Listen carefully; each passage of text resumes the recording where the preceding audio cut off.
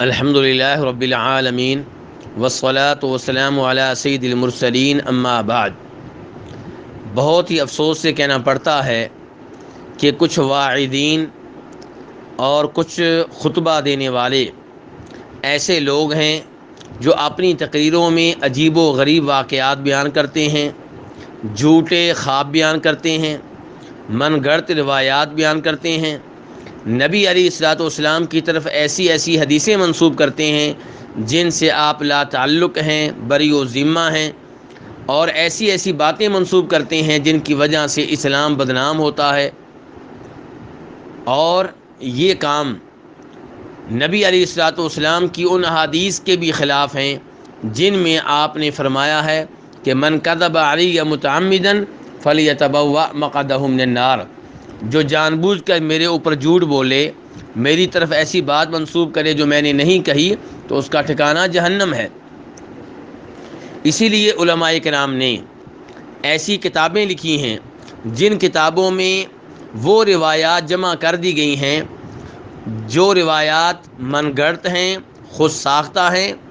یعنی کہ ایسی باتیں ہیں جو نبی علیہ الصلوۃ والسلام کی طرف منسوب کی گئی ہیں لیکن آپ نے فرمائی نہیں ہیں، لوگوں نے گھڑی، لوگوں نے بنائی اور نبی علیہ الصلوۃ والسلام کے ذمہ لگا دی۔ علماء کرام نے ان روایات کو کچھ کتابوں میں جمع کیا تاکہ لوگ ان سے بچ جائیں، تاکہ لوگ ان پہ عمل نہ کریں، تاکہ لوگ انہیں اپنے عقیدے کا حصہ نہ بنائیں، تاکہ لوگ یہ روایات نبی علیہ الصلوۃ والسلام کی طرف منسوب کرنے سے باز رہیں۔ چنانچہ امام ابن الجوزی رحمہ اللہ نے کتاب لکھی ہے الموضوعات، جس کا معنی ہے وضع کردہ روایتیں، یعنی کہ وہ روایتیں، وہ احادیث جنہیں نبی علیہ الصلوۃ والسلام کی طرف منسوب کیا گیا لیکن وہ آپ کی احادیث نہیں ہیں، وہ آپ کے فرامین نہیں ہیں، وہ آپ کی سنتیں نہیں ہیں، بلکہ لوگوں نے اپنی طرف سے بنا کر نبی علیہ الصلوۃ والسلام کی طرف منسوب کی ہیں۔ چونکہ اللہ نے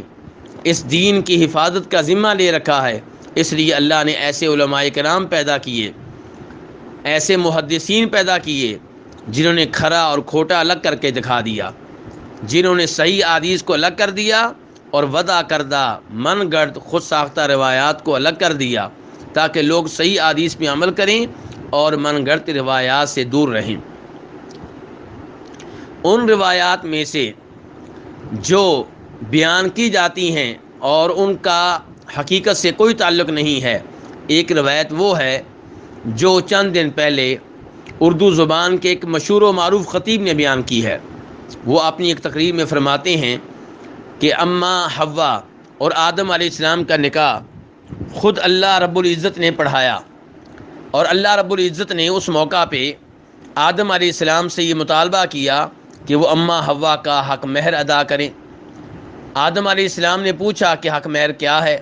تو اللہ تعالی نے کہا کہ تم میرے نبی جناب محمد صلی اللہ علیہ وسلم پہ درود پڑھ دو، یہی تمہارا حق مہر ہے۔ افسوس سے کہنا پڑتا ہے کہ یہ روایت جو بڑی جرأت کے ساتھ بیان کی جا رہی ہے، یہ قرآن و حدیث سے ثابت نہیں ہے۔ انبیاء کرام علیہ الصلوۃ والسلام کی طرف وہ باتیں منسوب کرنا جو ثابت نہ ہوں، یہ بڑا جرم ہے، بہت بڑا گناہ ہے، کیونکہ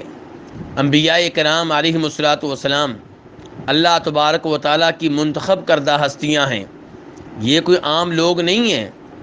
اس لیے ان کی طرف کوئی بھی بات منسوب کرنے سے پہلے اچھی طرح پڑتال کر لینی چاہیے، تفتیش کر لینی چاہیے، تحقیق کر لینی چاہیے۔ بغیر تفتیش، بغیر تحقیق کے حضرات انبیاء کرام علیہ الصلوۃ والسلام کی طرف ایسی باتیں منسوب کرنا درست نہیں ہے۔ تو صحیح بات یہ ہے کہ آدم علیہ السلام اور اماں حوا کو اللہ رب العزت نے میاں بیوی قرار دیا ہے، لیکن اللہ تعالی نے یہ نہیں بتایا کہ ان کا نکاح کیسے ہوا، اس میں حق مہر تھا یا نہیں تھا، اگر حق مہر تھا تو کیا تھا۔ اور ایسی چیزیں بیان کرنے سے کسی واعظ کو، خطیب کو پبلک میں شہرت تو مل سکتی ہے، لیکن روز قیامت اگر اللہ نے یہ سوال کر لیا کہ یہ چیز تو نے کہاں سے لی تھی،